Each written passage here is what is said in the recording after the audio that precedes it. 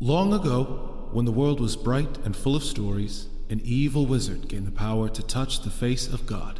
Narrativa, goddess of stories and weaver of our world, banished him to the void, but not before he stole a piece of her divine essence. With this newfound power, the wizard lay a dread curse upon all the world, the Glyph Purge, which struck from the minds of all mortals the knowledge of how to read and write. Now, all that stand between the Isle of Meotia and an age of endless ignorance are the bards, who tell stories of distant lands, exotic creatures, and brave heroes. This is one such tale. Hello and welcome to Challenge Rating 0, the latest and greatest Dungeons & Dragons podcast to hit the internet airwaves. I am Sam, your Dungeon Master, and I am joined, as always, by my longtime friends and adventuring companions. Hello, I'm Brian, and I play Hector the Gatekeeper. Hey, I'm Beth, and I play Rilla Longshadow. For now. Hey there, I'm Alex, and I play Ruger Firehide. For one night only, a limited engagement, Ruger Firehide. And Hey, I dropped it! I'm not going to let that die, that's a good goof.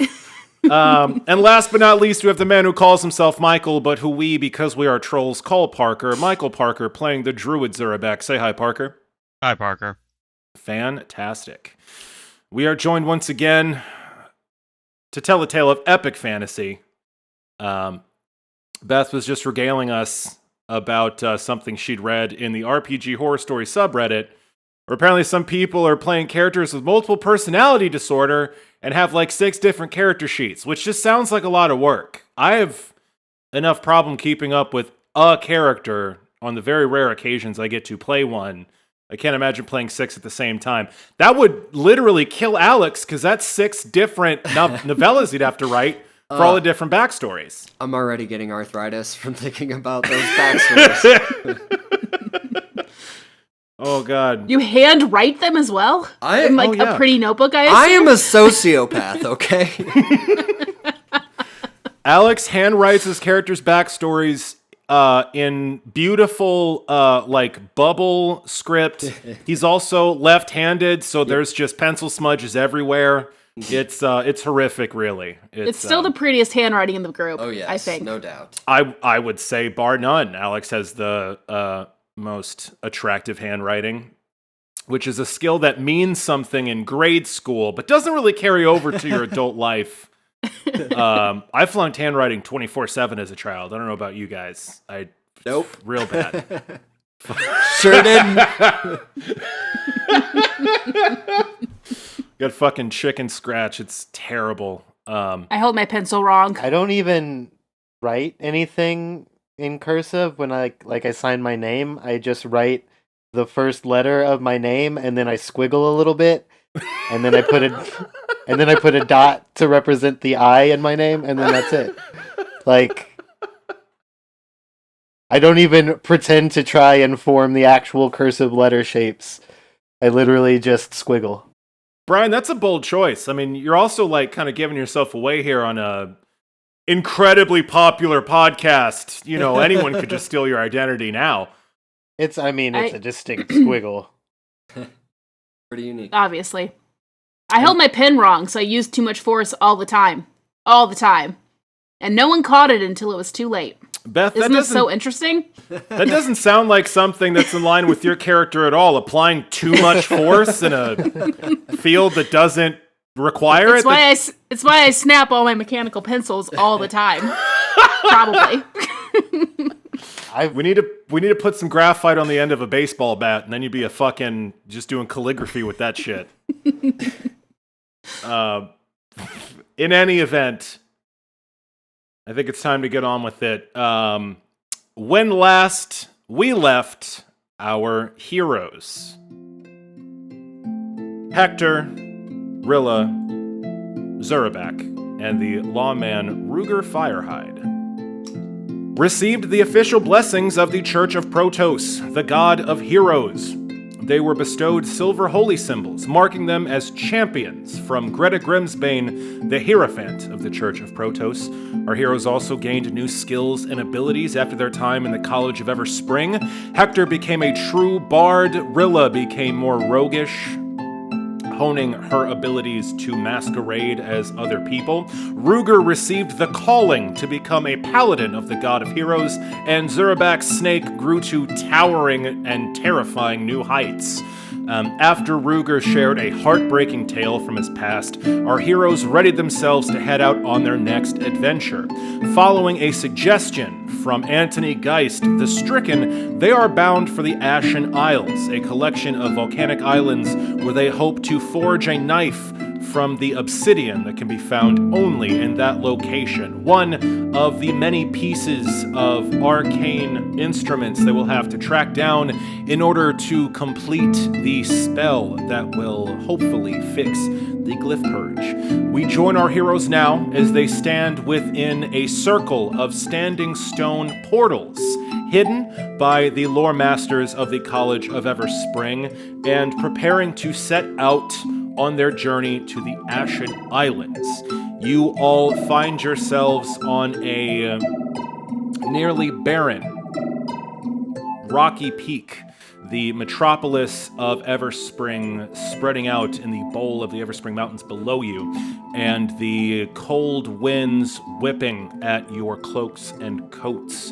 You are surrounded on all sides by a circle of Stonehenge-like standing stones, each of which contains a magical portal leading to far-off realms. As you gather yourselves, the portal that leads to the council chambers of the lore masters flashes to life, a plane of shimmering energy springing into existence within the bounds of the standing stone, and stepping from it is a familiar face. Lore Master Holland, the lore master of magic, steps through. A skeletal old woman in silver robes, her hair done up in a bun. She looks at you through sunken, wide eyes and says in her wispy voice, "So, you are all prepared for the next step on your journey? I hope that you all do not run into too much trouble trying to secure this magical instrument. We don't know too terribly much about the Ashen Isles, separated as they are from the mainland of Meosha. Ages ago, it was a holdout for pirates and smugglers, bloodthirsty scavengers who would raid any ships unfortunate enough to wander into the volcanic islands. Since the Glyph Purge, not much is known about what happens there now. The islands have come under the control of a noble family called the Skull Splitters. They built a palace on the main island, Garu, and have a small army of orcs, goblins, bugbears, ogres that serve their every whim. We have been fortunate enough to have an agent of ours installed in the social hierarchy, as it is, of the island of Garu. This will be your contact when you make your way through the portal.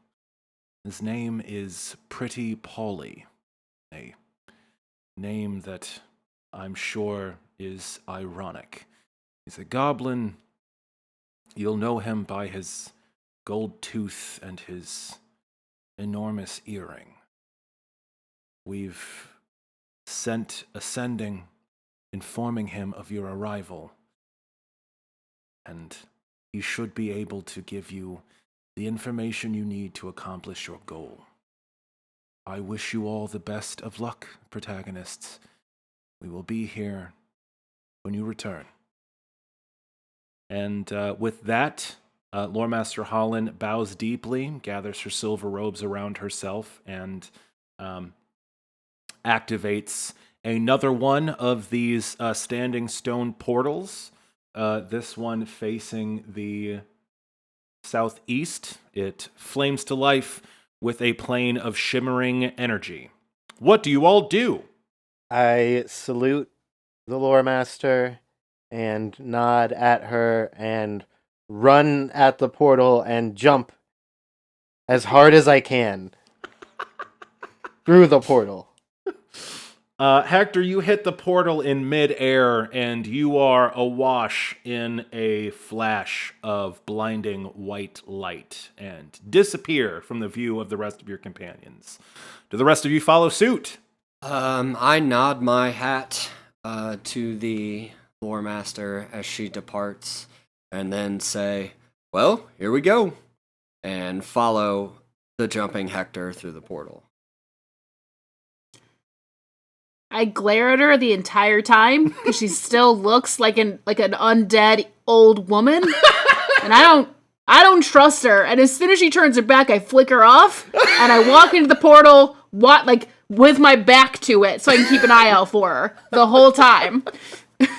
Rilla, we gotta talk about your rampant ageism. I mean, I guess it comes from an informed place, but goddamn. Zurabak, do you and your Titanic serpent enter the portal as well? Yeah, probably. Fantastic. Zurabak, I assume, ambles slowly as his enormous snake slithers alongside of him. You all gets find stuck and we just kind of have to push him through. Yeah, absolutely. I'm tugging on the other end.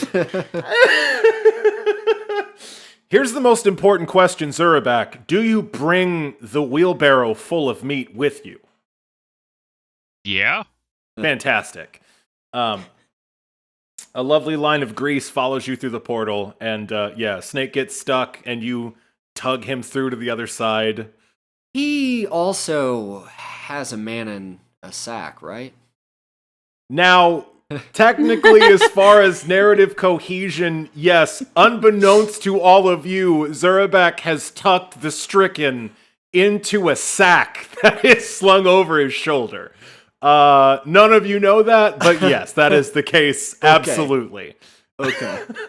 There is a large. Do you think it's weird for a sack with something moving inside of it to be slung over Zurabak's back? Like that's Not even out of character. Yeah, not in the slightest. You're just like, huh, that's lumpy. Well, fine, let's go. So, after you all travel through the shimmering plane of energy, you all find yourself suspended for an instant, yet an eternity, in blinding white light cascading all around you. And after a moment that feels like it stretches for eons, you land firmly on craggy stone. Stone chips slide around under your feet, giving you unstable footing, and you can barely see a few feet in front of your face. At first, you think you're in the middle of a blizzard. Large flakes, gray-white, swirl around you in an impenetrable cloud, but you realize quickly that you're not cold. And as these flakes hit you, they immediately break up into smaller bits. And you realize as you touch your cheeks and hold your hands out, this is not snow, but ash. An enormous cloud of it swirling all around you. It blocks your sight and shrouds the world around you in a gray haze. The only thing you can see is the chipped and shattered stone beneath your feet and the outline of the standing stone behind you. Now, I'm curious right off the bat. Ruger Firehide, you find yourself in a swirling cloud of ash. How you feeling, bud? So the first thing that I do is I pull my duster coat tight. I pop the collar up around my neck. I pull my hat down low on my head, and I pull up a little bandana around my neck, up over my nose and over a part of my face, covering my mouth and nose from the swirling ash. Otherwise, not happy. Yeah. So you all stare out at this ash cloud, and the only thing you can hear in this surprising stillness is the roar of the ocean lapping up against some surprisingly near shore. The roar of the waves is the only like sensory input that you are getting from this strange alien locale you find yourselves in, when suddenly this cloud of ash surrounding you, falling upon you like a snowstorm, is buffeted by an enormous surge of wind that dispels it almost in an instant.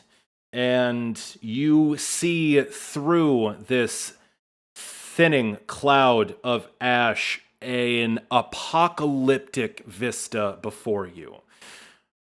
A mile or two off in the distance, rising like a spear from the surging ocean that you are in the middle of, is a soaring black spire of stone that belches smoke and fire into the heavens.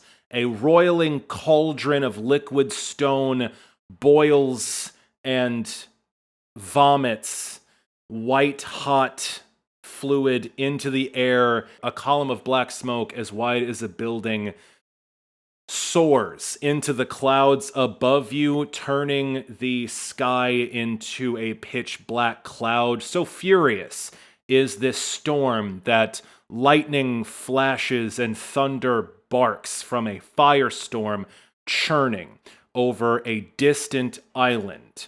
Wreathed around this enormous volcano is a skirt of lush green jungle that shivers and quails from the force of these volcanic explosions. The green stained almost to pure gray in the swirling clouds of ash that fall all around you. And in the very near distance, not 100 feet from where you're standing, the chipped black stone under your feet ends at a precipitous drop and is replaced by a horror show of jagged wooden splinters stabbing up into the sky at terrible angles. It looks like a fleet of ships has smashed themselves against this small stony island you find yourselves in, and their ruined remnants stand out like a crown of daggers, forming a shattered shoal around this small island that you're standing on. As all of this comes into view and you sort of take in this horrific view, you see after a moment what caused that blast of wind that cleared out this ash storm. There is a bird hovering above this island. Its wingspan has to be 80 feet. Its feathers are a crimson red streaked with black, and the beat of its wings throws gale force winds at you, blowing aside this cloud of ash and ruffling your coats and cloaks like the windy precipice you just left.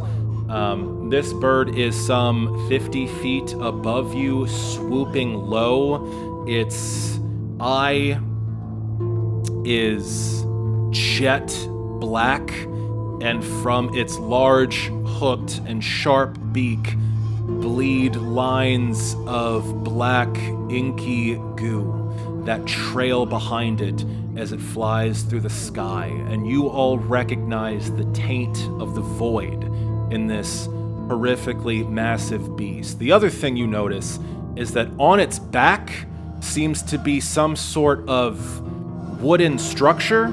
This creature is the size of a building, and there is a small palisade built on its back, And installed upon that palisade, you see 3 humans in shining plate armor. And Ruger, you notice that stamped into that armor is the symbol of a tower wreathed in flame. There are 3 Knights of the Pyre on the back of this large bird that is circling over you. It has spotted you. It seems to be closing in. And now finally, after all of that word vomit, I apologize. What do you all do? Is this an initiative situation or free for all? I just kind of want to see what the fuck you guys are going to do first. Okay, so I snarl at the Knights of the Pyre on the back of this bird beast. And I throw open my duster coat, so it's now whipping behind me in the wind from the bird. My axes at both hips, wiggling from the wind.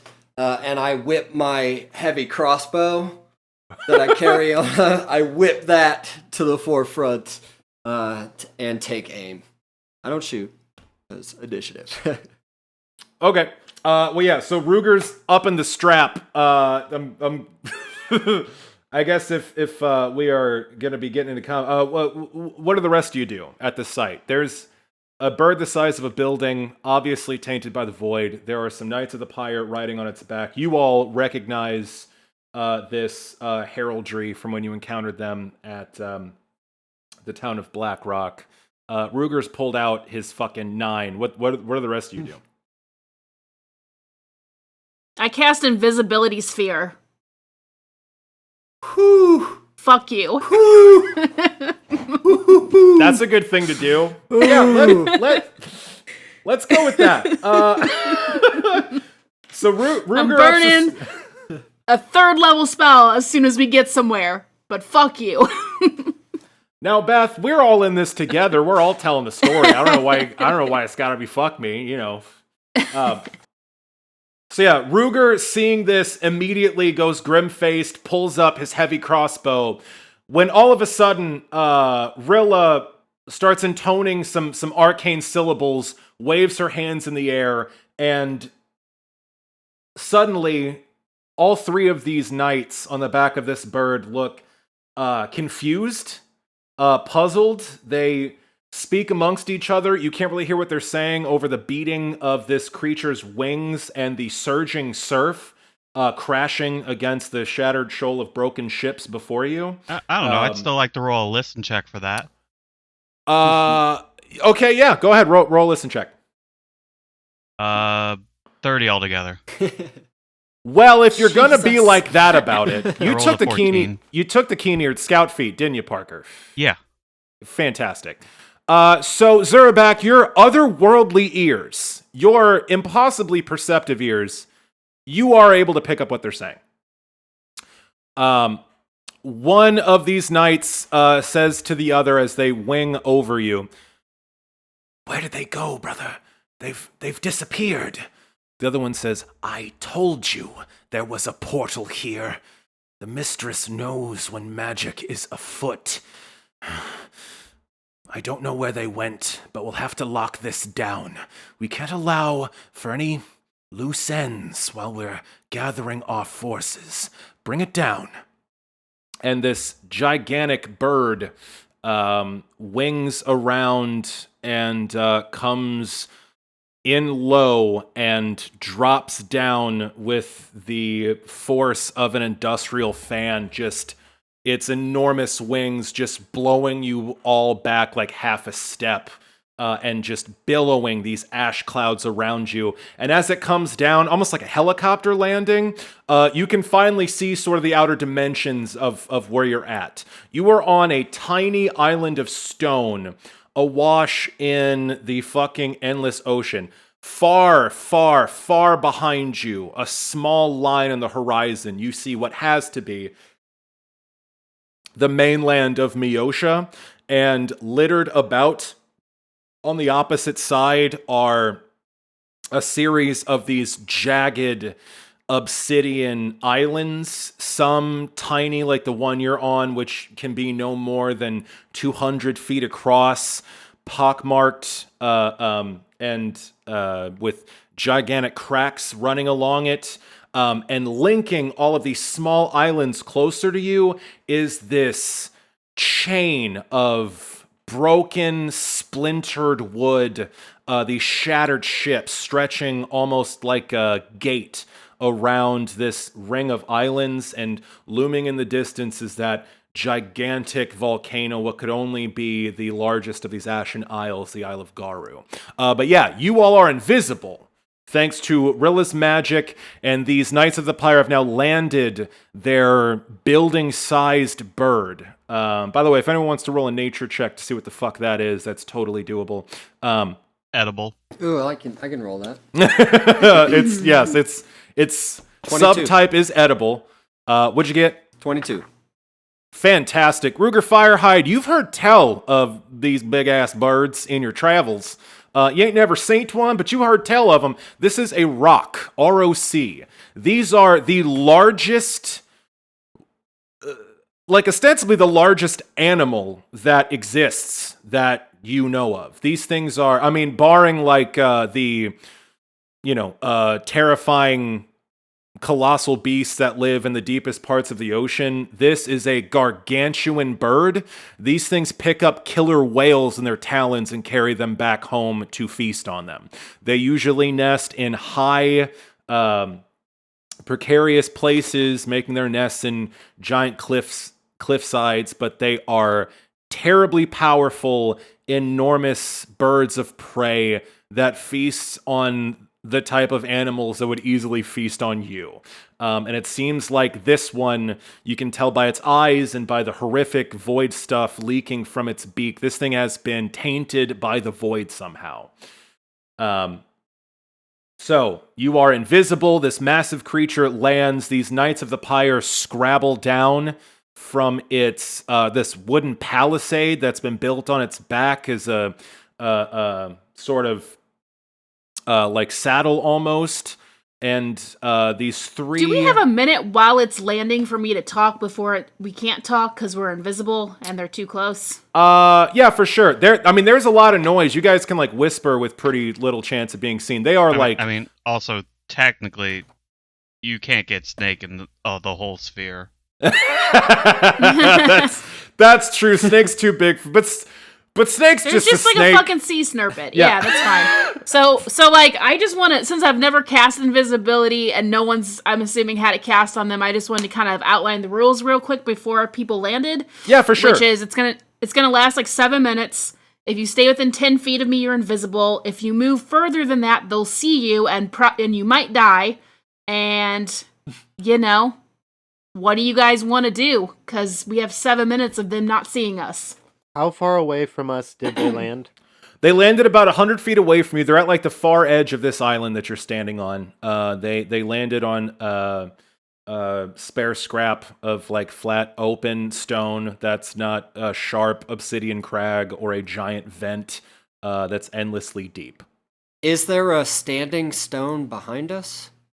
Yeah, you are standing next to at your back is the standing stone portal that you entered through. That is visible and towering behind you. Are there any other obvious places to hide near at hand?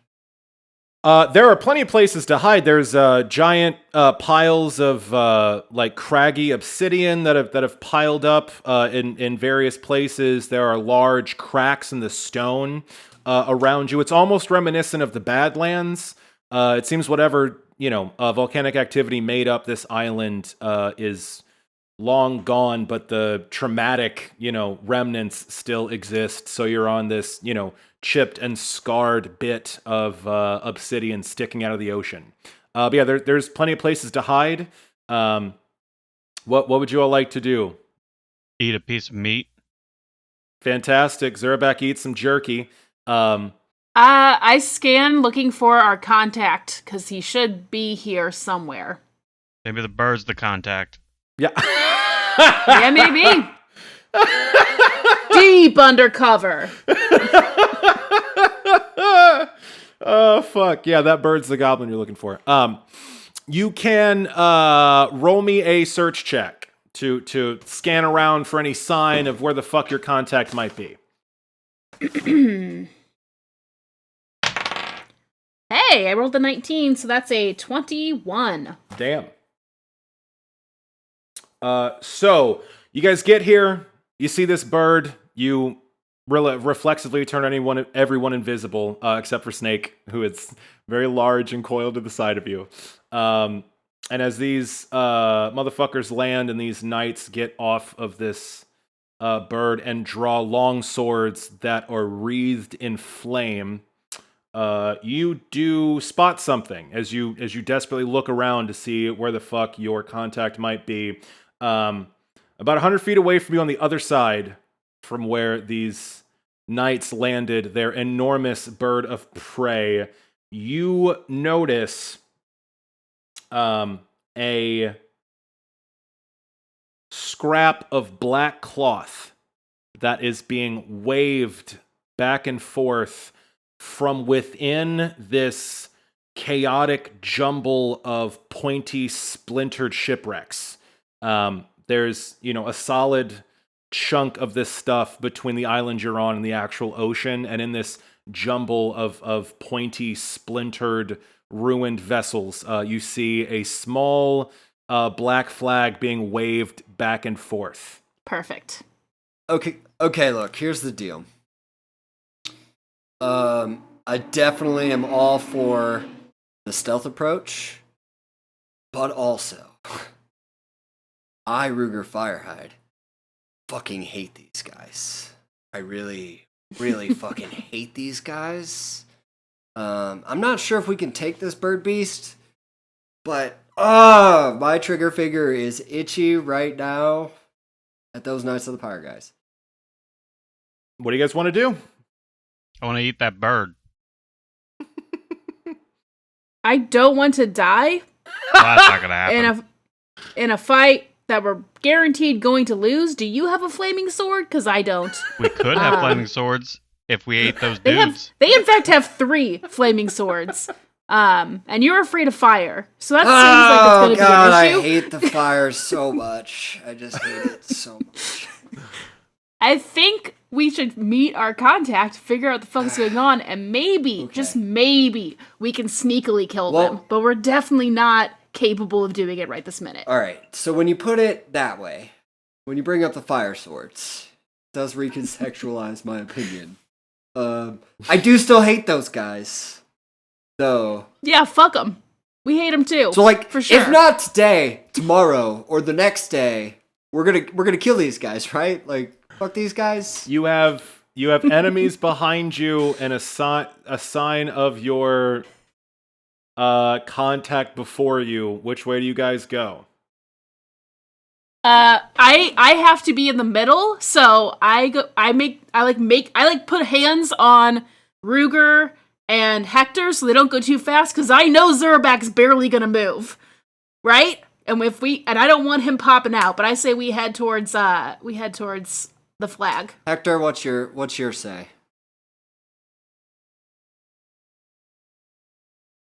Oh Christ, have we lost Brian? No. Has Brian been gone this entire time? No, I hope not. Brian! Here. Okay. Jesus. Wow. Jesus Christ, What a Brian. pregnant pause. Fuck. Sorry. I can't even allow you any drama. I apologize. That was me freaking out. I want kill. Sounds good to me. I mean, I hate these guys. All right, well. I do hate these guys. Okay, well, I'm gonna stay invisible and head towards the flag, so... So, it sounds like Rilla wants to head towards your contact. The other 3 of you want to head into the thick of it? Yes? Are we doing this? Oh, they also totally said they were going to destroy the portal. Did they? Okay, well, see, now... I got distracted by my hate. I'm sorry. Now I feel like that makes this an immediate problem. I am willing to fight this fucking bird right now. I will do it. Okay, Oh, so I've fucked with that black blood, man. It does not go down well. how are we going about this, y'all? Are you just gonna charge right at these bad guys? Well, What are we doing? how far Right away now are you're they? invisible. You said they're 100 feet away and we're invisible. Yeah, well, considering all the dickering you guys have been doing, they're now 50 feet away from you and closing in on this portal Oh, with fantastic. 3 armed knights with flaming swords. You can see now that they're completely hairless. They have no eyebrows, head hair, or eyelashes, and they're all swathed in this gleaming plate armor stamped with the flaming tower that is the symbol of their order. And yeah, their faces are reflecting the glare from their flaming longswords. How are we going about this, y'all? Okay. What are our thoughts on us all doing a surprise attack from the range to start this off? Like, I know you got a fireball squirreled away. I got a crossbow. I have a distinctive feeling fire is not going to do much to these fuckers. That's fair, but it's a bird.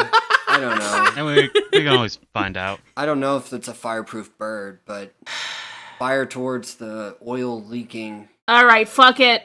You guys hide. I've got one last idea. It's probably really dumb and I'm going to die. Well, what is it? Fucking hide. And I look for something to duck behind and I pull out my my disguise kit and I make myself look like that leader chick I've already dressed up as. And I cast an alter self. Yes! I was hoping this was gonna come into play. So as the boys start like polishing their weapons and gripping their hats, I'm not dropping my visibility either. But just sorry, continue. So as the boys start like polishing their weapons and getting ready to go on the warpath, you're invisible. You don't have to duck behind shit. You cast disguise self. It was more for decency, man. I'm changing outfits. I avert my eyes. I only have eyes for my mole. I said I pulled out my disguise kit because what fucked me up last time was not having her outfit. Gotcha. I got one. Okay, so yeah, I'm gonna say you all as a group sort of crab walk sideways to stay within the invisibility, and Rilla steps behind this craggy pile of loose obsidian, and yeah, you change your outfit. By the time you are done changing clothes, these knights are at the portal. It's not active. It is winked out when you guys came through, but they are at the standing stones. What's up? When they get, how far away would that put them from us currently? Like 30 feet from you right now. Okay, as they get up there, 35 feet away, at using angles to make it be like behind them and a little bit away from us, I cast Ghost Sound. Hector's first magic. Oh my god. Hector's casting bard spells. Yes, I am casting a bard spell. I'm gonna cast Ghost Sound. What's it gonna do? And I'm just gonna make the sound of people muttering. Okay, fantastic. So you cast Ghost Sound to make it sound like people are muttering behind these knights? Yes, fantastic. Yeah, a little bit away from us. That's great. That buys you exactly enough time. So as Rilla is pulling out her disguise kit and doing her makeup and swapping outfits real quick, Hector pulls on his new bardic abilities and you cast Ghost Sound. Hector, what does it look like when you cast spells? I'm fascinated. That is an interesting notion. Because this is the first time you've like done this shit. So is this like a surprise to you? Is this like you feel a need and it comes upon you? Like what? Or do you like? What's the vibe here? This is a momentous occasion. I think Hector pulls out a little book. And obviously he can't read the words, but he like opens it and sort of feigns reading it. Sure. And then mutters to himself and throws that sound. Beautiful. Amazing. So yeah, you cast this spell, and these knights hear this muttering, and yeah, they turn around, and you hear one of them say, "They're behind us, brother. I hear them," says the other one, because they have the exact same voice, and they turn and wave their swords to investigate the muttering. What up, Ruger? As a point of order, are these all humans? These are 3 human beings. Yes, sir. Good to know. Said the 'cause ranger you got some with ranger favorite, shit, huh? favorite enemy. There you go. So yeah, as Hector distracts these 3 knights, they turn and start waving their flaming swords in the area that this spell is cast, trying to find the source of the muttering. You're all still hidden by the invisibility sphere, and yeah, Rilla, you have completed your costume. You are now wearing the flowing crimson and orange regalia of the commander you saw so long ago, fleeing the town of Blackrock that you all saved from the flames. What do you do? Well, first I want to roll my disguise check, which has a +20 with the combination of my skills and my casting of Alter Self. So you're also, as soon as you put your disguise on, you also cast Alter Self to mold your fucking body physically into that shape. With the crunching of cartilage and bone, you reshape yourself into that bald, middle-aged woman that you saw so many months ago. That's a 32. Jesus fucking Christ. That's a high number.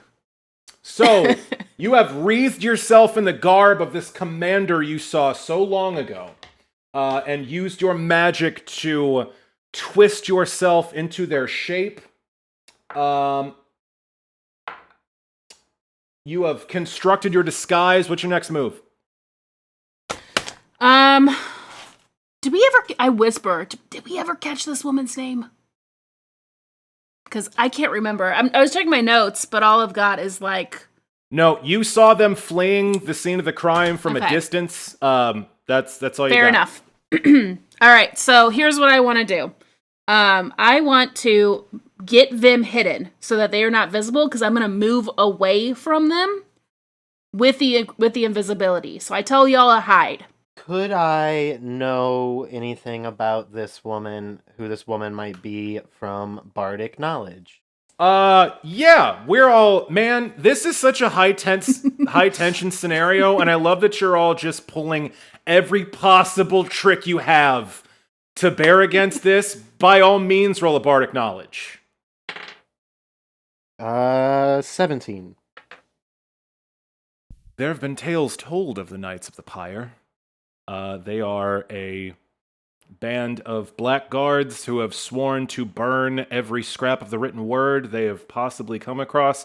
You know 2 things from trying to delve the depths of the stories you gathered as a gatekeeper in the mountains, talking to various travelers and studying at the College of Everspring. You know that the Knights of the Pyre are not based out of the Ashen Isles. There's been no rumor, no word at all that they fuck with the Ashen Isles at all. They're usually found in the freeholds, riding across the plains, burning shit as they go, so that's weird. You also know that their commanders are called effigies. You don't know the name of any specific commander, but you know what they call their commanders? Effigies. That is a dope Good to know. bardic knowledge check. That is a great Pretty bardic good. knowledge. Can I ask you guys, though, are we trying to do a complete stealth option for the rest of us? For now. If you want me to attempt a bluff check, then please hide. Well, my only other thing is I don't know about us. Sam, is there any concern about us leaving tracks or anything? You are on a rocky island. There is no, sand or soil. It's pretty hard ground. You're fairly confident that you're not going to leave any tracks behind. Okay. You can tell from the few steps you've taken. Do you all hunker down behind this crag and give Rilla the stage? I'm fine with that. Fuck no, I run forward with my hammer and hit. Alright, no, I do. So we're rolling hide checks? Is that what we're doing? Yeah. Why don't you go ahead and roll me some hide checks? That was pretty good. Actually, that's really good.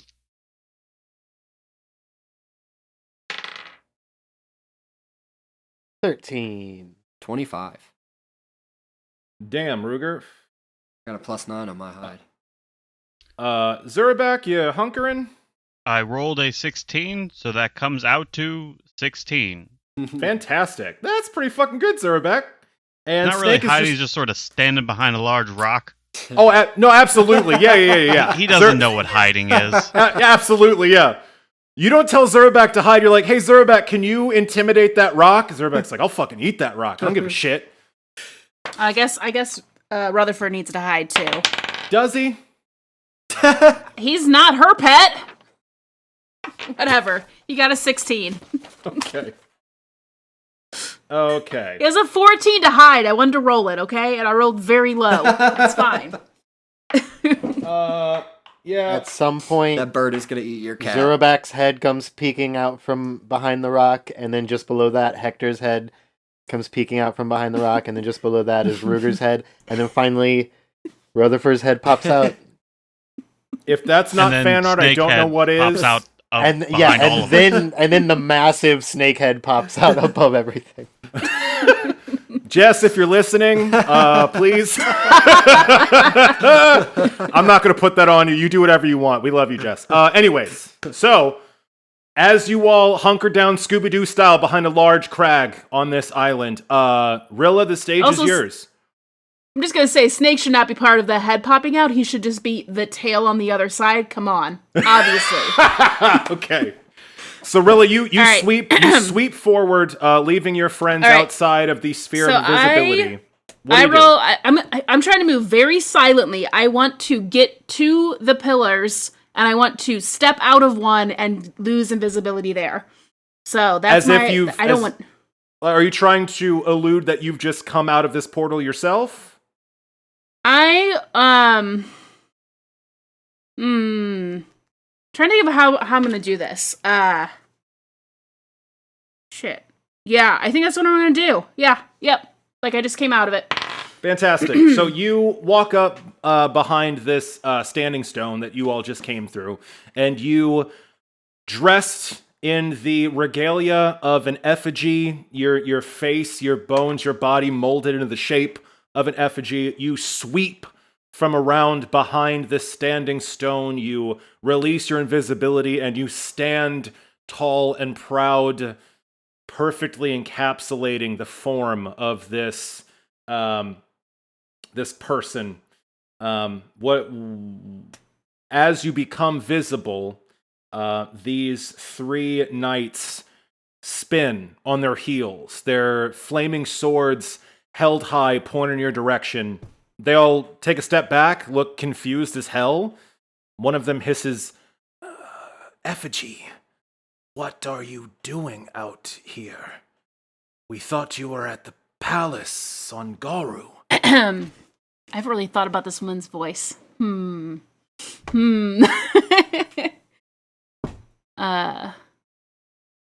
any way to talk to an effigy? I say.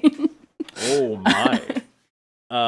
They all quail at this pronouncement, and lower their swords immediately. The flames die out along the steel blades, and they all dip their heads a little bit. "Forgive me, effigy. I meant no disrespect. We are merely following your orders. We're scanning for powerful magic around the island, any way for anyone else to gain access, and came across this portal hidden in the ash storm. We saw a group of warriors. We are trying to find them." There is a new plan. I have to refer my notes. Hang on.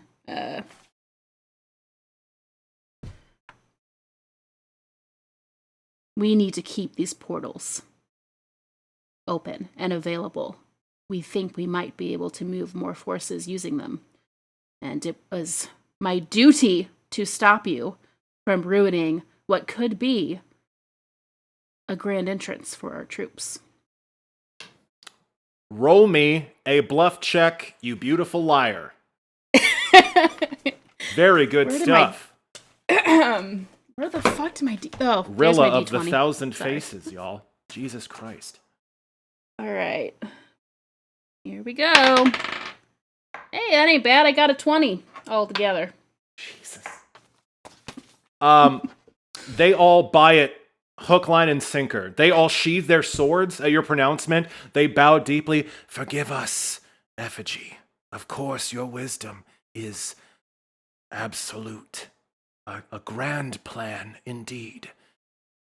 We will leave this in your capable hands. Do you require any assistance? Do you need transport back to the palace? Oh, fuck, that's tempting. Oh, that would end terribly. Deep cover. It's so tempting! What do you do? How long does Alter Self last? Couple minutes. It lasts longer than that. I mean, I don't remember offhand, but it's pretty good. I can get several. I think it's like 10 minutes a level, so an hour and 10 minutes. Doubt that's enough time. No, probably not. Let's see. I have to get back into my focus. Okay, so I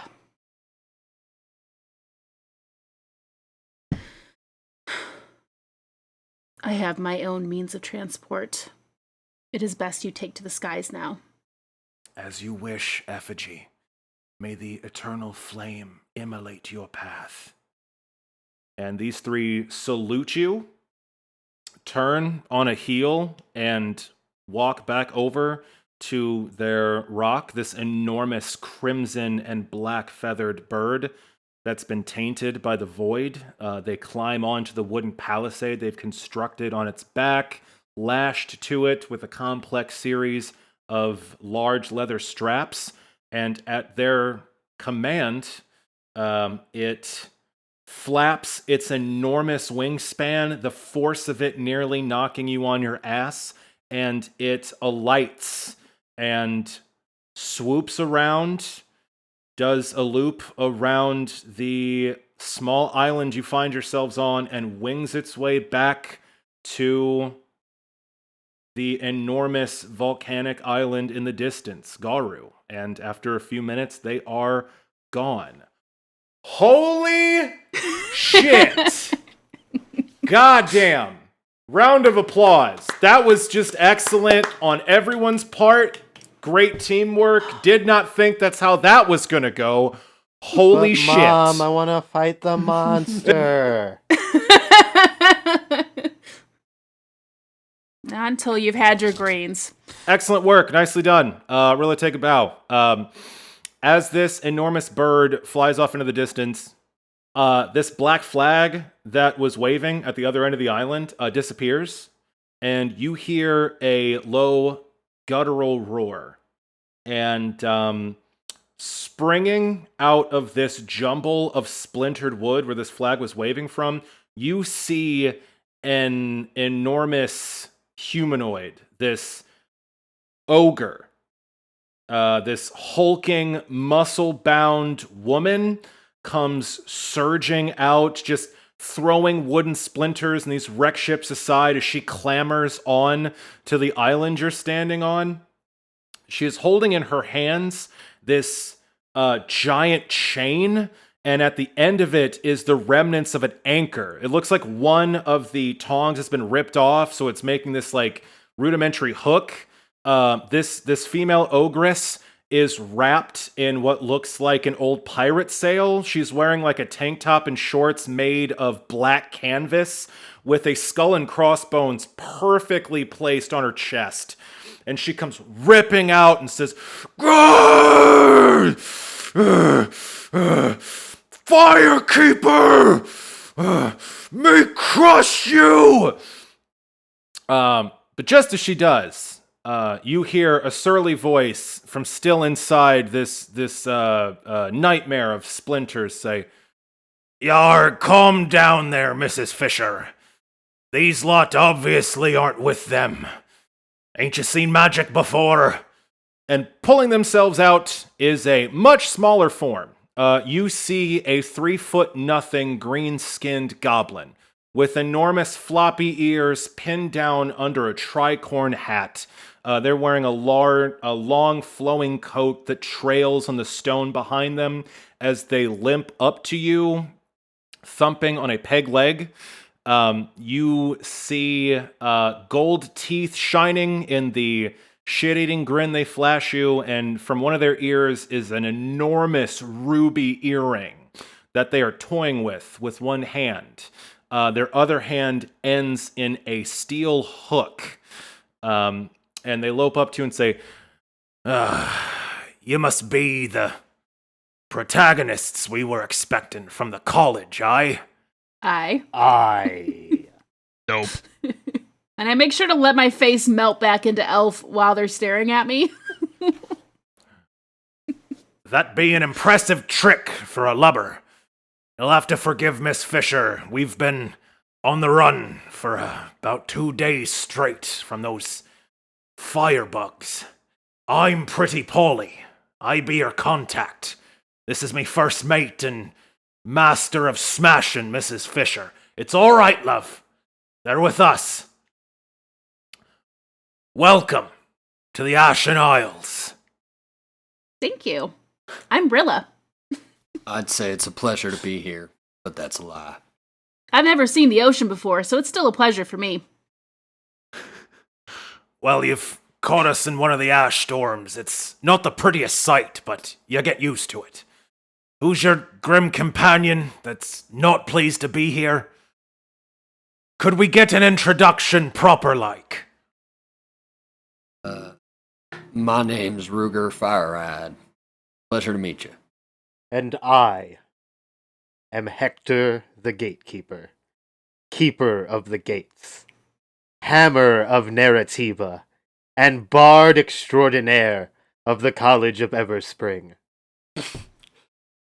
I just, as Hector's talking, I just slowly just kind of turn and look at him as he continues on and on. Raising an eyebrow.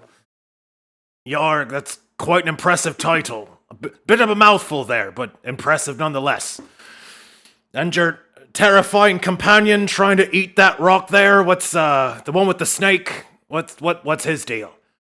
That's the man that we call Zurabak. Zurabak, say hi. Mrrr! He says through a mouthful of stone chips.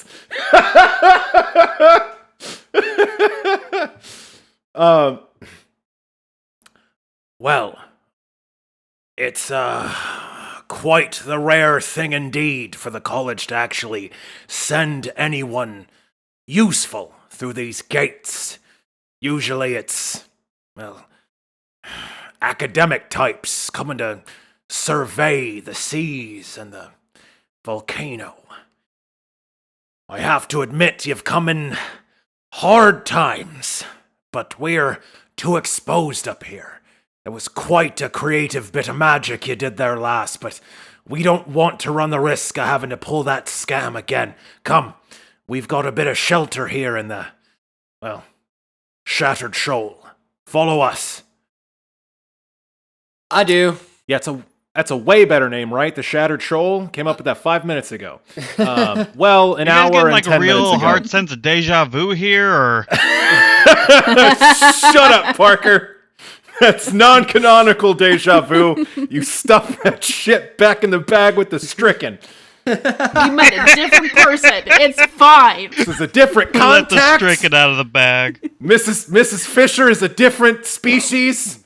I'm really proud of this redesign. We're just going with it, okay?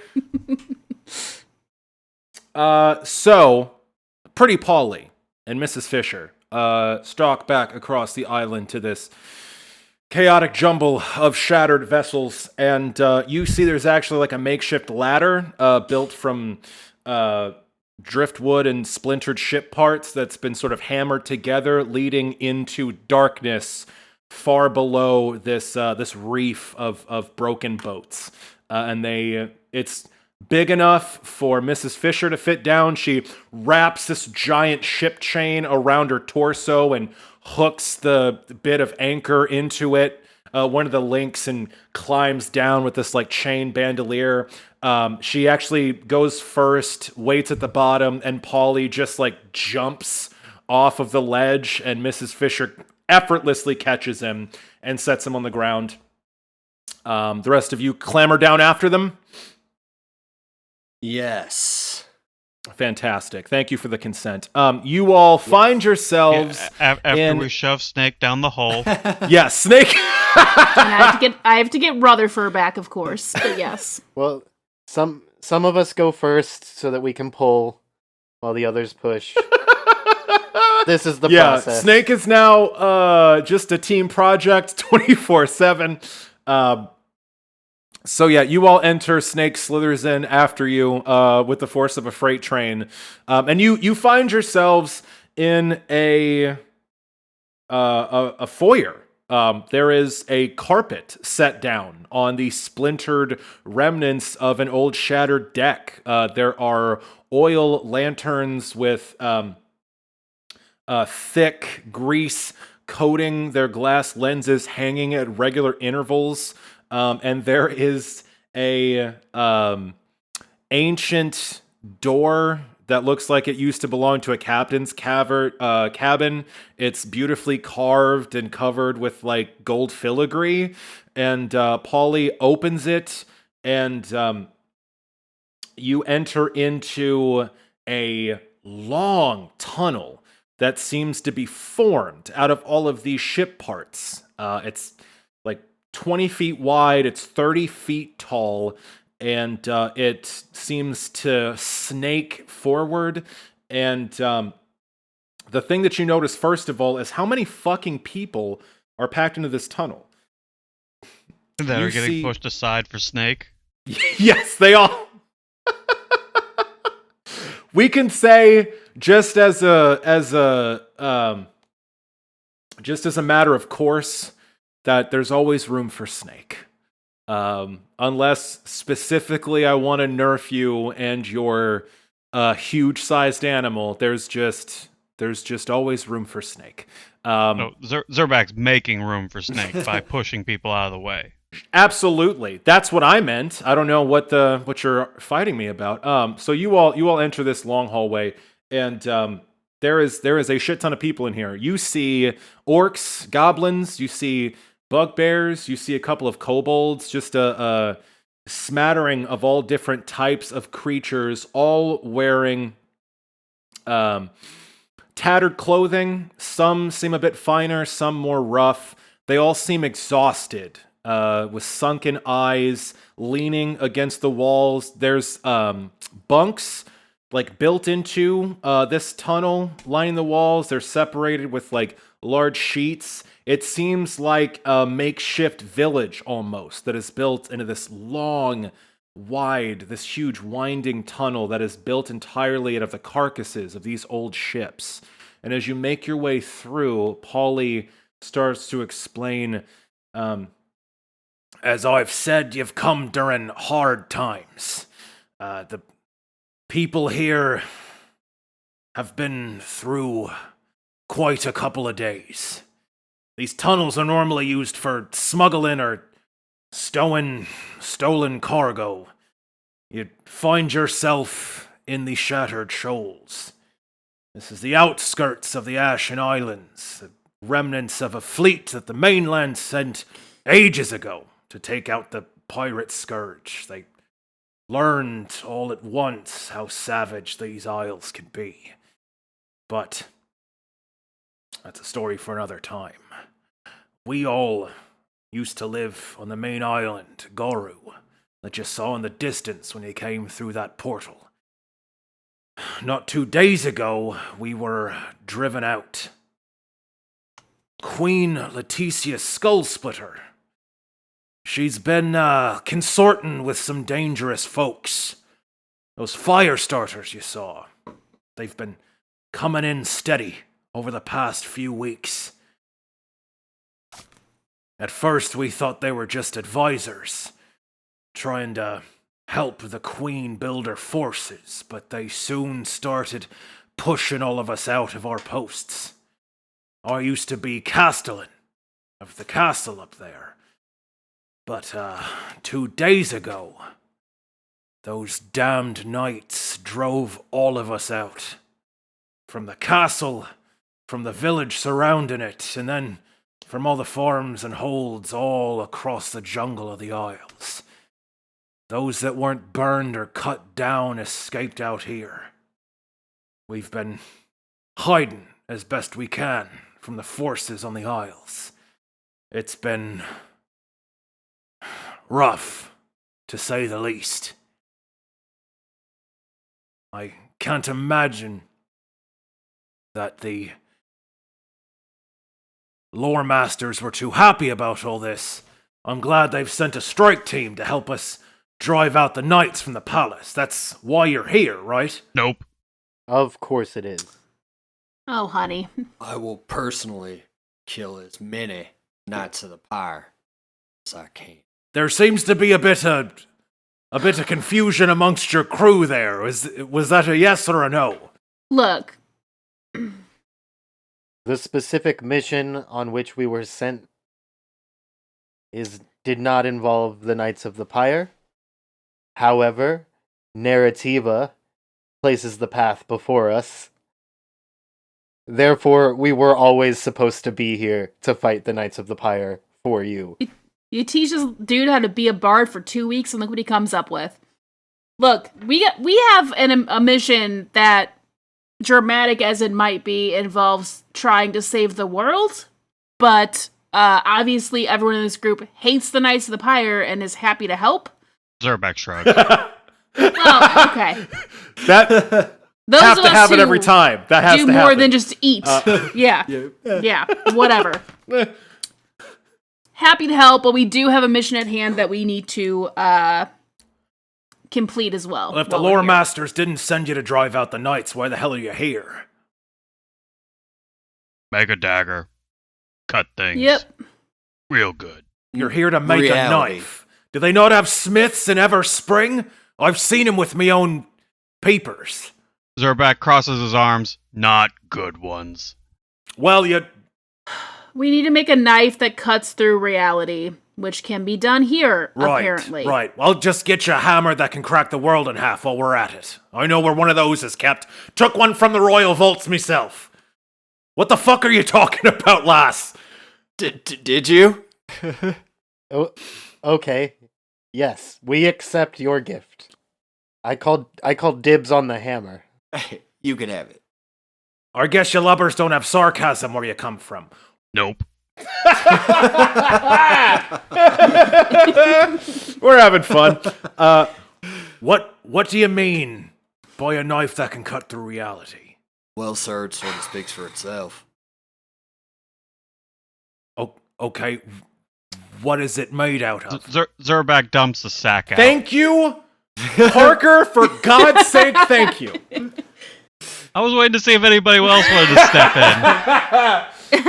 Fuck yes. So as you all are making your way through the subterranean tunnel, and Pretty Polly is trying to grill you about what the fuck you're talking about, Zurabak upends the large sack that was slung over his shoulder, and out of it sprawl a couple rotted bits of some godforsaken beast or person, and also a gnome with bright blue eyes, a shock of white hair, and a hook for a nose, who comes tumbling and sputtering out of this sack and spilling unceremoniously onto the floor. God damn it, Zurabak! What? Bad! I don't know, undead wannabe. Shame. Ooh. As Zurabak picks up one of the bones. I was looking for that. As Anthony Geist, the stricken, is spilt onto the floor, he says, "Ouch. That hurt. Where the fuck are we? What is?" In a tunnel. There's pirates. Look at how weak they are. And Zurabak points at the weakest one. you Which would be a baby, no, you right? Zurabak, you point at a kobold with a broken leg that's like wearing burnt clothes, like holed up on a God. fucking cot on the wall, and it's like, hey man, what the fuck?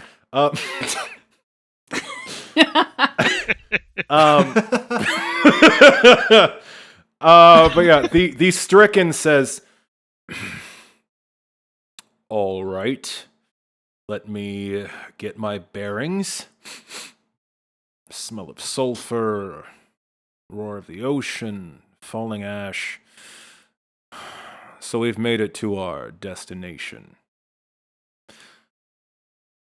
We've made it to our destination. You're not supposed to be here. No, he was. I brought him in a sack. See, I get that, but we did say we didn't want him here, Zurabak. I didn't hear any of that. Wait. Can you hold out your hands and let me see if you have anything up your sleeves? Zurabak doesn't wear sleeves. I start rolling up a cigarette. I'm talking to Anthony. Zurabak. Anthony holds out his hands. I put manacles on them. Yes, you do. He sighs deeply. "Of course, I offer no resistance. As usual, I am here at your disposal."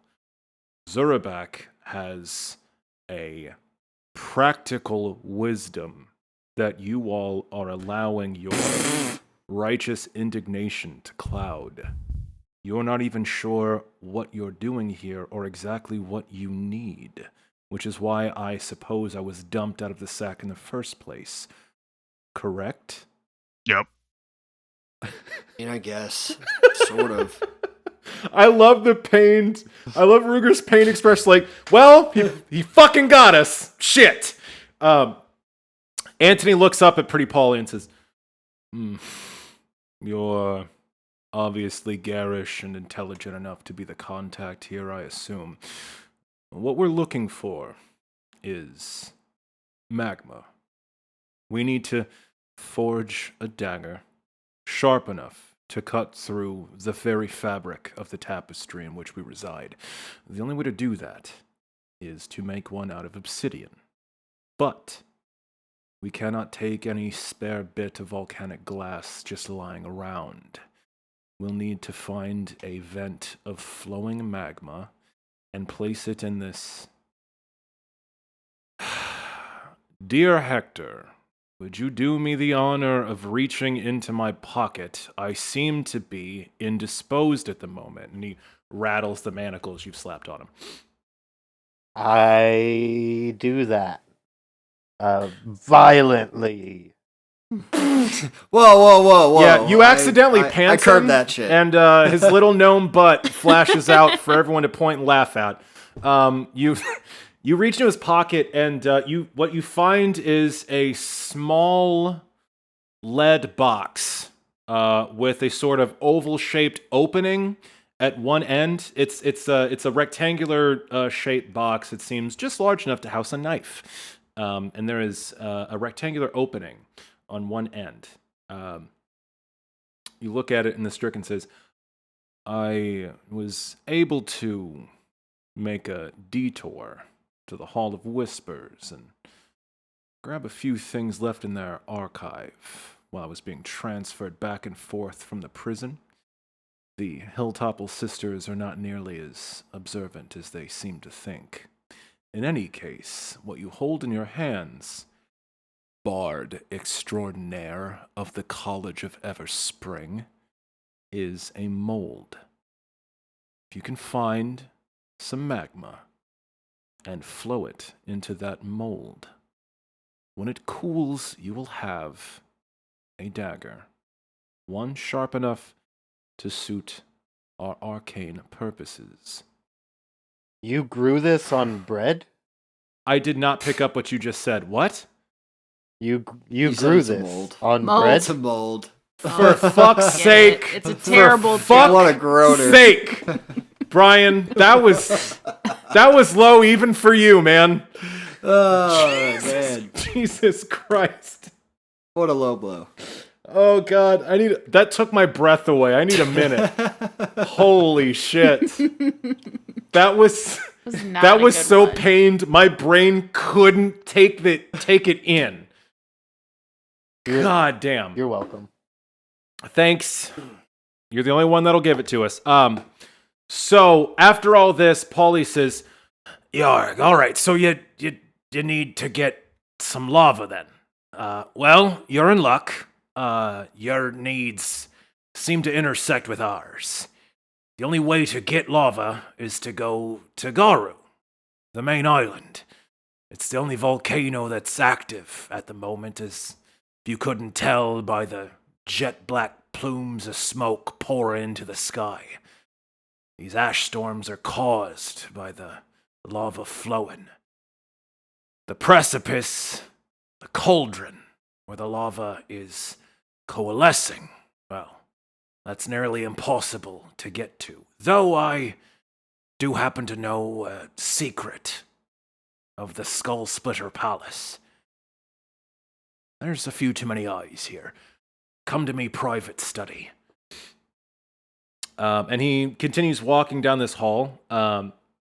After a few more minutes of walking and Zurabak bodily shoving everyone out the way so his fucking bullet train-sized snake can slither through.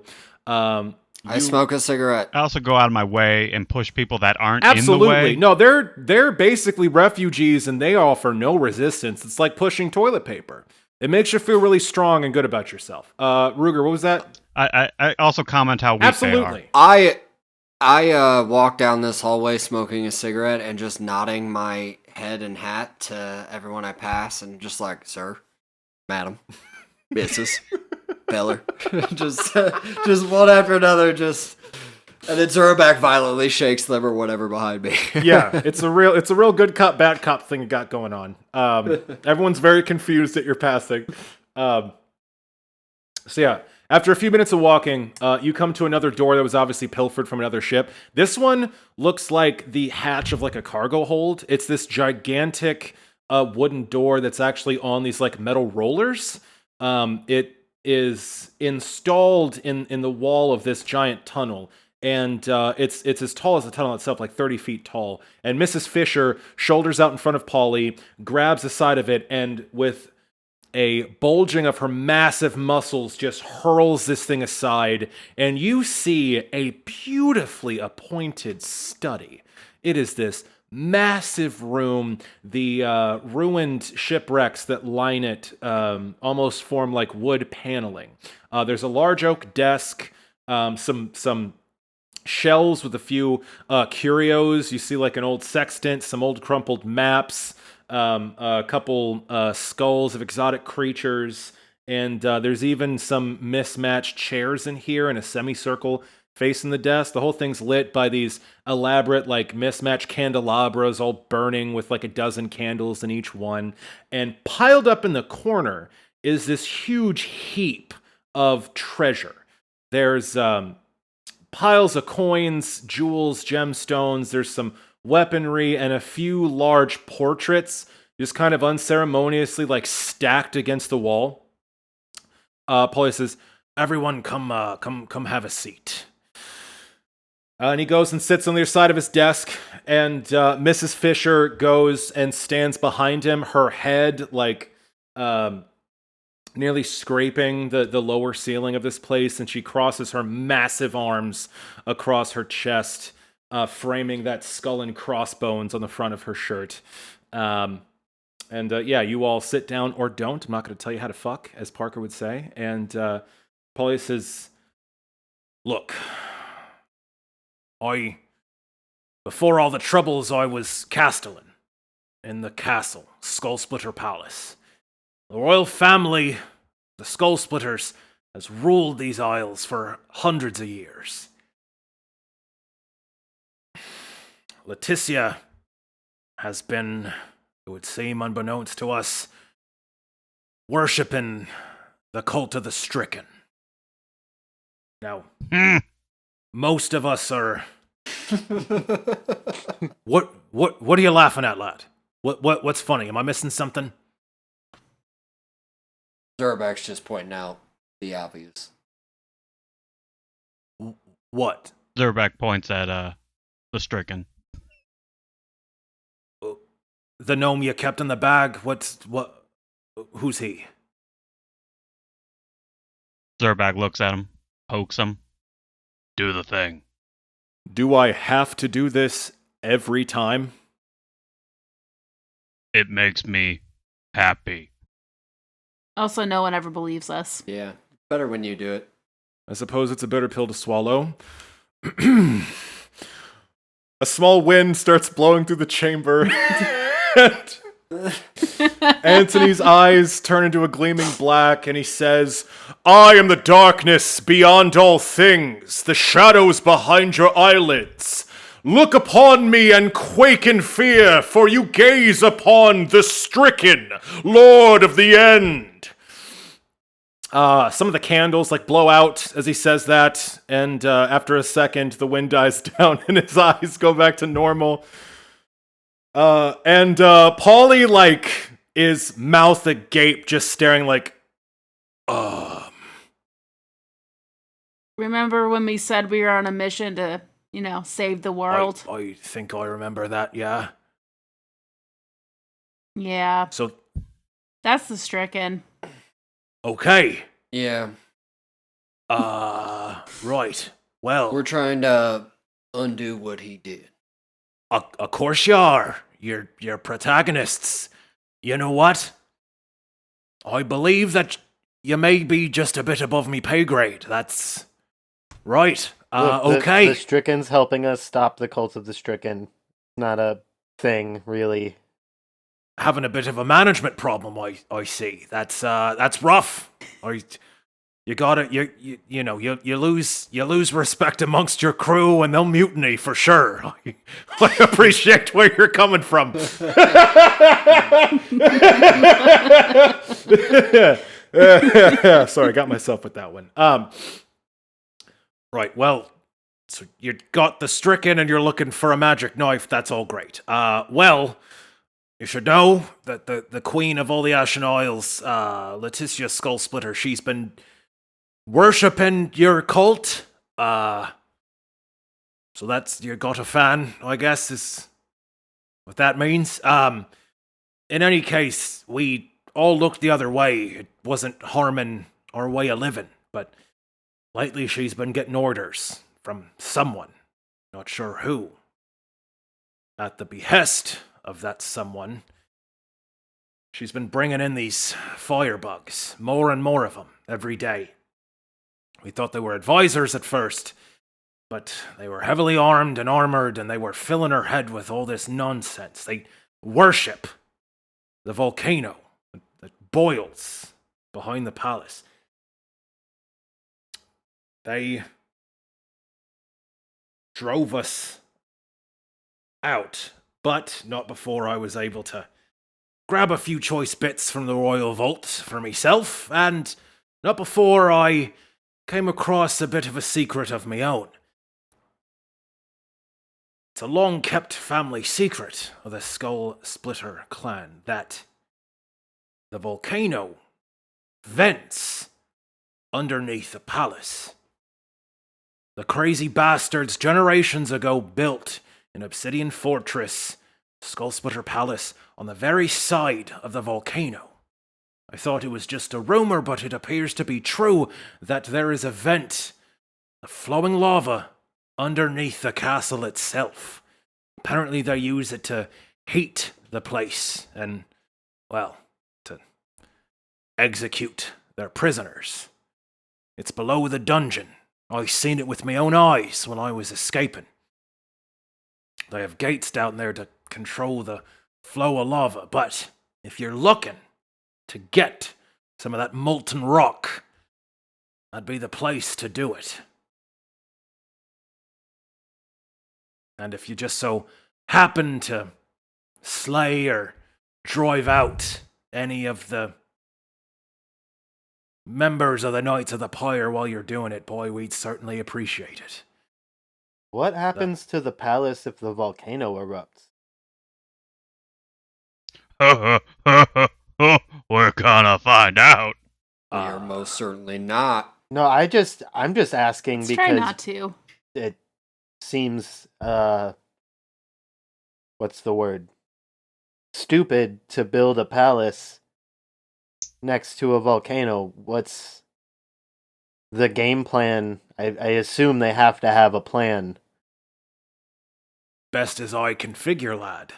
The gates they use to control the flow of lava, it's a release valve of sorts. They raise the gates, the lava flows, the volcano itself doesn't erupt in force. But if someone were to close all the gates at once and keep them closed, well, I suppose that lava would have to go somewhere. And if it came flowing down the sides of that spike of obsidian, it'd flow right over the Skull Splitter Palace. That sounds like a lot of gates need to be kept. That sounds like he rehearsed that. Is that a thing he says a lot? I know a catchphrase when I hear it. You can't sneak one past old Pretty Polly. I'd take a long drag of my cigarette. Well, In the sonnet of the How to Write Stories 101,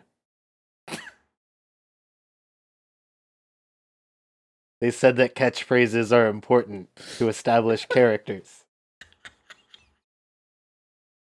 You went to school for like 2 weeks, dude. a regular teacher's pet, I see. That's fine. Takes all coins, I suppose. You know, while I've got the rare opportunity to have the stricken in me very study, I do have a question, if you wouldn't mind. There are large animals that bandy about the isle. They grow huge off the rich soil in the jungle. Giant lizards, giant birds, you've seen one for yourself. Massive, terrifying beasts. Used to be we'd train 'em best we could. Use 'em as mounts or use 'em to help us with labor, but lately they've been getting sick. Right along the same time these pyre knights came surging into the isle, they started getting black of eye, dripping this ooze from their mouths. Seems like a rather deadly darkness. Some of those that came rampaging through our villages, those they bit, they seem to burn from the inside out. That wouldn't be the void, would it? Have you all seen this before?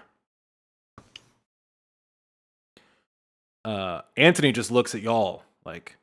Zurabak shrugs. It seems it's happening again. A pity. I wasn't expecting to find another tear in the tapestry so soon after the last one. Suppose we'll have to look into that as well. Quite the laundry list of responsibilities you've piled upon yourselves, protagonists. Kind of comes with the badge. Polly looks at you all and says, Well, I suppose that's all I've got to share with you. So where did you say you got all of these artifacts again? I'm proud to say I pilfered them, like the pirates that spawned me generations ago from the royal vault of the palace. Feel free to take a look. Got some prime treasures there. So you're wanting us to murder your queen, right? Is that what you're asking for? I just want to make clear, or are we just wanting to like knock her ass out and then try to knock some sense into her? What's the request here? I feel like we need to have clear directives. We have to save them. Murder it is. I take another long drag of my cigarette. Ruger, you're on your third cigarette. There's only so many long drags per. Also, that means you've successfully lit your cigarette 3 times. You guys should be proud of me. impressive. Without even realizing it. You're so fucking annoyed, you're not even hesitating to light these matches. Which might be a secret in the future. You guys, I'm terrified. Someone annoy me. Quick, give me a pun. Polly says, well, I appreciate the bloodthirst, lass. There's things to consider. The Queen has ruled fairly well in all the years she's been in power. There's been a bit of tragedy in her past. The old King and Queen Octavius and Lorraine, they ruled well, but they had a bit of a falling out. Lorraine, the Queen, took the sibling of our current ruler, Leticia, her older brother, when he was still a babe, and crossed the sea to the mainland to escape King. Turns out it was because the king was worshipping the stricken. The mother didn't approve. We all thought they were lost at sea many years ago, but now I'm starting to think they may have been dealt with. In any case, we may be looking at a lost soul. Needs returning back to the path. It wasn't always so violent and crazy around here. I've got some old portraits against the wall there. If you want to take a look. Mrs. Fisher, show him the old family portrait. And this enormous ogre, this enormous ogress, strides over with thudding footsteps to this pile of loot and these portraits. She moves through a couple portraits of these gigantic, terrifying lizards striding through palm trees and different vistas of volcanoes erupting, and comes to one that she moves in front of you. It is an enormous and incredibly well-wrought family painting. You see an orc woman and a human man dressed to the nines in the most immaculate finery you've ever seen, both wearing dour expressions, and cradled in their arms are 2 children, a half-orc boy and a half-orc girl. The boy obviously a few years older than the girl. And this man and this woman are both the spitting fucking image of Zurabak. Polly says, "Aye, that's the lost lad, Algernon. We never knew what became of him. Maybe he'd been a better ruler, not to succumb to the stricken's means. You know..." I start doing the tennis thing where I start looking at Zurabak, looking at the painting, looking at Zurabak, looking at the painting. Zurabak eats a piece of meat.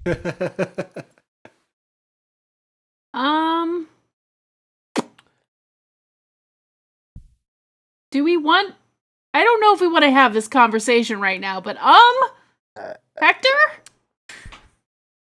This is clearly an elaborate prank. Who made this painting? The royal painter at the time. I I tell you his name. Not the story. Who actually made this painting for you guys? Zurabak, it's a prank. It's a really funny prank, and it's not real. Okay, cool. Hey, Zurabak? Hey, bud. So, I did a little prying when we were in your little, home circle. And you were found at the side of a battlefield, strapped to your dead mom, who kind of guessing is this queen, I think. So, So, congrats. You're getting your castle, I guess. God damn, fuck these stupid tarot cards. And I try to dig through my pack to try and find it. Like, my copy of it, so I can throw it away. I don't want to die. I'm gonna fucking die. You God all damn it. remember at once the card that was drawn for Zurabak's behalf when poor Inga Hilltopple was still alive. And it was, in fact, the throne.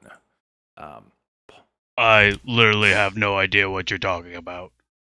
It would seem, lad, there's a solid chance that you're Algernon Emilius Skullsplitter, or King in Exile. Doubt it. Name's dumb. It's very smart for a little bit. That's a dumb joke. Well, I suppose we'll have to see. And that is where we will end.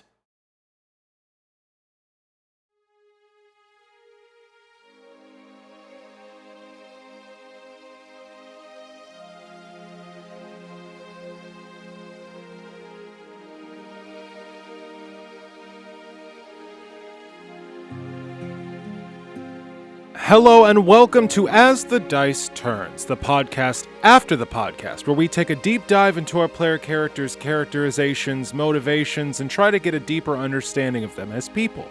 In this part of our show, we like to ask each of our player characters a question and see if we can't unearth some greater truth about them. The question for today is, if you could live without one of your five senses, what would that be? I think we're all familiar with the five senses: sight, smell, taste, touch, and hearing. I'm curious, given our protagonist's unique skills and special abilities, which one of these they'd be most comfortable going without. I think first up, we've got Rilla Longshadow. Rilla, how are you doing? I'm doing all right. How are you, host? Well, I'm just fine, Rilla. Thank you very much. I'm still trying to work around how to keep Zurabak from destroying all my Roombas. So today I've actually got a couple of Roombas just duct taped to my feet. Figured, try to use them to get around a little bit, try to help my mobility. Is that why you're running into the wall over and over? Now, I may not have thought this one through as thoroughly as I should have. I do keep running into the the wall. But once they smash me into it, they just turn around and keep going on their merry way. They're very well programmed. But that's neither here nor there. We're here for a specific purpose. The question for today is, Rilla, if you could live without one of your five senses, what would it be? Well, I gotta keep the magic doing ones, So, can't be sight. Gotta be able to hear. I think I'd be okay with losing taste. I don't really think that matters that much to me. It's not like I have, home cooking I long for. So yeah, I'm gonna go with taste. Well, that's certainly an interesting answer. I noticed that you don't want to give up your sense of sight or your sense of hearing, but taste went out the window pretty quickly. Is there nothing about your sense of touch or your sense of smell that you might be more willing to get rid of? It's more that I think that I would miss scent more, and I can't, and even touch. I don't want to lose. Those are. There are still some good connections there. I want to be able to feel a hug from my sister, to smell the woods when I visit or whatever. Those are more important to me than being able to taste some food. So that's where I am. All right. Well, that's an easy one, I guess. Thank you very much, Rilla Longshadow, for your candor. We certainly appreciate your honesty. And I hope you have a good one out there. All right. Next up, we've got Hector the Gatekeeper, Keeper of the Gates. How are you today, sir? I'm quite well, and you?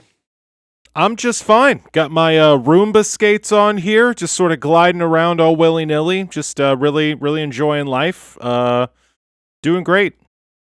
Yeah. Can I just say your choice to wear something that Zurabak has identified as food on your feet, the bravery is truly astounding. Now, I may have drastically miscalculated. Now that you mention it, oh my, oh no, he's gonna eat these Roombas, isn't he, Hector? He's just gonna eat these Roombas. But they're so fashionable. Yeah.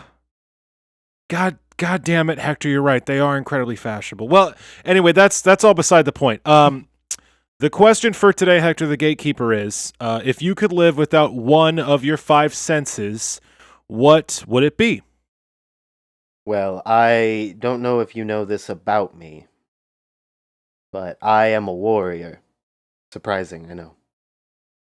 Sight, hearing, smell, these are very useful for combat and tracking of enemies. And I like the way things taste. But now touch. Correct me if I'm wrong, but if you lost the sense of touch, then mostly pain is gone. Yeah, Hector, I think technically you're correct there. If you lose the ability to feel, then that also includes the ability to feel pain, which would, go right out the window along with everything else. Boom, min-maxed. Wow. That's solid. I mean, you're also giving up a lot, there's a lot of physical sensations that are pleasurable. That's not a good word to use, but that are good. You'd be missing out on an entire spectrum of tactile delights. That's bad too. Shit. There's a lot to miss out on. Is it really just that simple? Oh, the angst would be excruciating, and the stories that I would write from my cabin by myself for years at a time would be also astounding. You do it for the art. Well, Hector, it certainly sounds like you've got it all figured out. It's a solid answer and very well strategized, I'd say. As always, we appreciate your honesty, and thank you very much for coming to the studio today. You as well, and good luck when... Just good luck.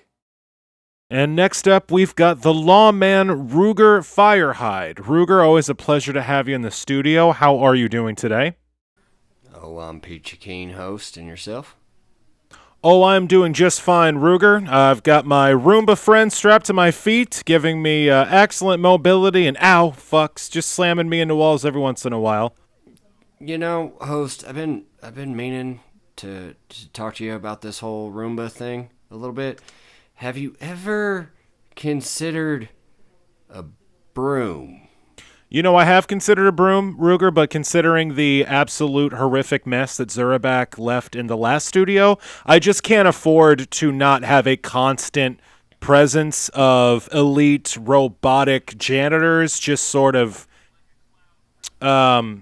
just stripping this place of any residue of trash or garbage. I mean, Zurabak keeps destroying them, but I keep buying more and more advanced ones. This latest batch, I think they can actually talk to each other. I'm actually not sure if they're supposed to, but it seems like that's what they're doing in the corners at night. Right, yeah. Seriously, host, consider the fucking broom, man. Well, I'll certainly give that some thought. I'm not sure if the cleaning requirements of the studio will allow for something as primitive as a broom, but I'll definitely consider it. In any case, that's not why we're here today. The question I have for you, Ruger Firehide, is if you could live without one of your 5 senses, what would it be? Well, in my experience, that's an easy one. I would definitely, without a doubt, give up the sense of smell. Okay, wow, that was very fast. No hesitation. Did you want to expand on that? Well, the obvious answer is, ghost smells that I'd rather be done with. But the more immediate answer is, have you ever traveled in a wagon with Zurabak? If you had, you'd understand why it's my answer. Wow, that does make a lot of sense. I can't imagine the very particular kind of hell that must be sharing an enclosed space for Zurabak over miles and weeks and months. But I'm curious. I mean, you are a ranger. You are a tracker, among other things. Doesn't a sense of smell assist with that in some way, shape, or form? Wouldn't you be lessening your acumen as a hunter of men if you got rid of your sense of smell? Host, when tracking people, tend to either A, physically track their tracks, or gather information that might lead me to their whereabouts. I don't sniff them out like a bloodhound. Okay, that may have been a little bit of silliness on my part. I don't know why I pictured you on all fours just snuffling around. That makes a lot of sense. So you'd get rid of your sense of smell, and it was just because Zurabak stinks? Was that the only reason you had? Yeah, I mean, did I mention the ghost smells and the burning hair and... Okay, yeah. So anyways, I'm gonna go. This has been fun. I'll see you next time, buddy. All right, and that's going to leave us with Zurabak, King of the Shaka Lizards, Champion of the Goats, Emperor of the Rats. Zurabak, the question we have before you today is, if you could go without any one of your five senses, what would it be? Taste. You know, Zurabak, I'm very surprised to hear you say that. You, more than anyone else in this party, have really developed a reputation as a devourer of all things living or dead. I mean, your first week in Everspring, all you did was cram food into your face for 7 straight days. Of all the members of this party, I'm surprised that you would want to give up your sense of taste. Eat not for necessity, so you have less to eat. Okay, that makes a lot more sense, considering everything we know about Zurabak. Just sort of punitively devouring everything in front of you so that no one else gets to enjoy anything. That's more on brand. Zurabak, I noticed that you're looking at my Roomba shoes very closely, and I'm not really enjoying the amount of drool that's coming out of your mouth right now. Sharon, can you come in here and help me get these off my feet before Zurabak eats me from the ground up, please? Sharon, I'm gonna need the big knife for all this duct tape on these Roombas on my feet, please. You can't escape my hunger. Okay, well, that's going to do it for us here at As the Dice Turns, the podcast after the podcast. Sharon and I would like to thank you for listening to our little show, and as always, keep those dice turning. Hey there, folks. Sam the DM here, checking in with the credits at the end of the show. First off, I'd like to say very, very sorry about how late this episode is. We've had cascading technical difficulties. Computers just... crap in the bed, files being deleted. It's been a real joy. So that's the reason for the delay. I think we've got everything back under control now, so we're going to be back on our regular schedule of putting these out every other week. Thank you for your patience. Very sorry for the delay. We're doing everything we can around here to get everything back up and running, and we certainly appreciate your patience. Thanks for sticking it out. Music for Challenge Rating 0, including our theme song, is provided by the harp wolf Danielle Taylor Williams. You can find more of her work at danielletaylorharp.bandcamp.com. Additional music for the show was supplied by Justin Ra. You can find more of his work at justinra.com. Daniel has an album out called Why Are We Surprised When Seasons Change? I highly recommend it. And Justin Ra has an album out called Age of the Spirit, which is also very good. If you'd like to reach out to us here at Challenge Rating 0, you can find us on Twitter at challenge_ZERO. You can find us on Facebook and Instagram at Challenge Rating ZERO. And if you'd like to send us an email, maybe with a question for our protagonist in our As the Dice Turn segment, you can send an email to challengeratingzero@gmail.com. Any questions we get will be read on the air. If you'd like to support us here at Challenge Rating 0, we do have a Patreon, patreon.com/challenge_ZERO. We've got a couple tiers with several rewards. And we'd certainly appreciate your support. If you would not like to support us fungibly, I certainly understand. But think about giving us some downloads instead of maybe just streaming. That helps us out a lot. Share our show with a friend if you've got any nerdy folks that might enjoy a particular brand of Dungeons and Dragons goodness. Like, follow, subscribe. If you want to leave us a review, that would be nice as well. We certainly appreciate it. Until next time, folks, stay safe out there, be good to each other, and we'll see you next time.